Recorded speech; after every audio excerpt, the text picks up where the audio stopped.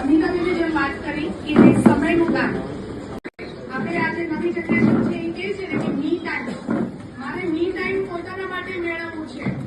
કેવી રીતે ઘરમાં આપણે શેડ્યુલ પાકા કરીએ કે ના ભાઈ મારું આ રૂટીન છે, મને આટલું કરવું છે, મારે ભગવાન માટે સમય આપવો, છોકરાઓ માટે સમય આપવો, યા પછી પોતાની બેનપણીઓને સમય આપવો, યા તો સૌથી પ્રમુખમાં આવે છે મોબાઈલ, મારે મારા મોબાઈલને સમય આપવો. સમયદાન તો આપણે કરીએ જ છીએ. તો ફર્સ્ટ જે છે એ સમયદાન જે બેને વાત કરી કે 10 મિનિટ પોતાના માટે, એના પછીનો સેકન્ડ સ્ટેપ વસુદેવ કુટુંબકમનું કહેવાનું એમ થાય છે કે ઉર્જાનો દાન. મી ટાઈમમાં આપણે 11 વખત ઓમનાથ કરીએ તો આપણને 10 મિનિટ લાગે છે. બસ એ 10 મિનિટમાં જ સમયદાનના સાથે આપણે એને ઉર્જામાં પરિવર્તિત કરીએ છીએ અને એ ઉર્જાનો આદાન પ્રદાન.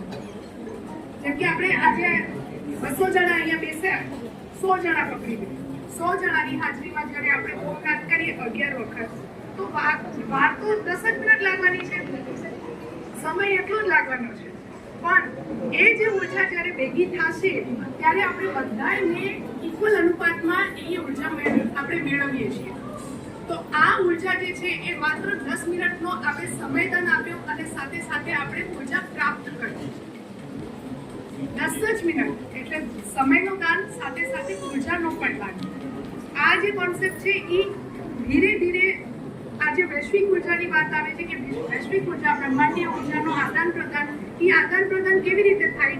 આપણે એવું લાગે છે પણ જેમ કે પ્રકાશ, સૂર્ય તો એક જ જગ્યાએ છે પણ એનો પ્રકાશ બધી જગ્યાએ વ્યાપ્ત છે, એવી રીતે જ બ્રહ્માંડીય ઉર્જા આપણા ઇર્દ ગિર્દ હર એક જગ્યાએ પૂરા બ્રહ્માંડમાં ફેલાયેલી છે.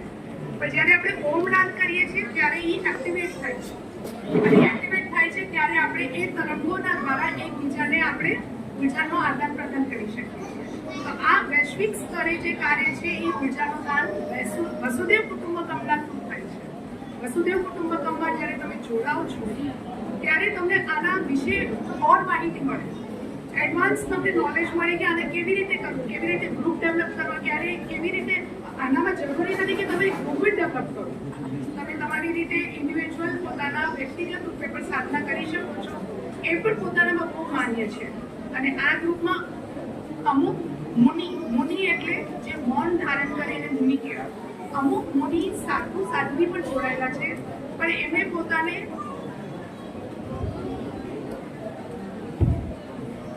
અમુક મુનિ સાધુ સાધ્વી પણ આ ગ્રુપમાં જોડાયેલા છે અને એ પ્રેરિત કરે છે કે કેવી રીતે આપણે મૌન રાખવું.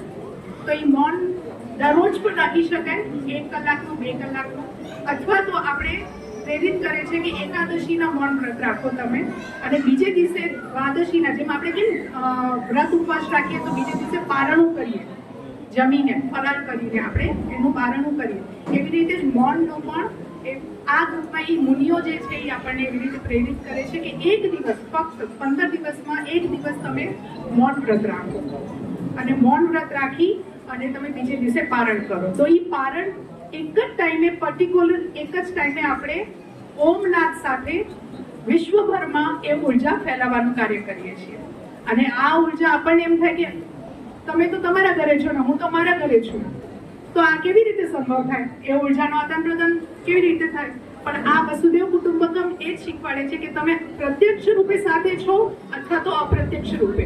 ટેલિપેથી જે ચીજ છે, ઘણી વખત આપણે કહીએ ને મમ્મી આ તારો ફોન આવ્યો, મને તો અંદાજો નહોતો કે તું આ બિઝી શેડ્યુલમાં મને ફોન કરીશ, પણ આવી જાય. એ ટેલિપેથી કેમ કે આપણે એને યાદ કરતા હતા.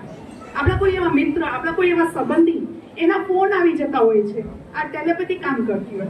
તો સેમ કોન્સેપ્ટ આનામાં છે કે પ્રત્યક્ષ રૂપે તમે સાથે છો અથવા અપ્રત્યક્ષ રૂપે જ્યારે તમે સંદેશ પહોંચાડો છો તમારા ગ્રુપમાં તો ઓટોમેટિક તમને ત્યાંની ઉર્જા એકબીજામાં મળે છે.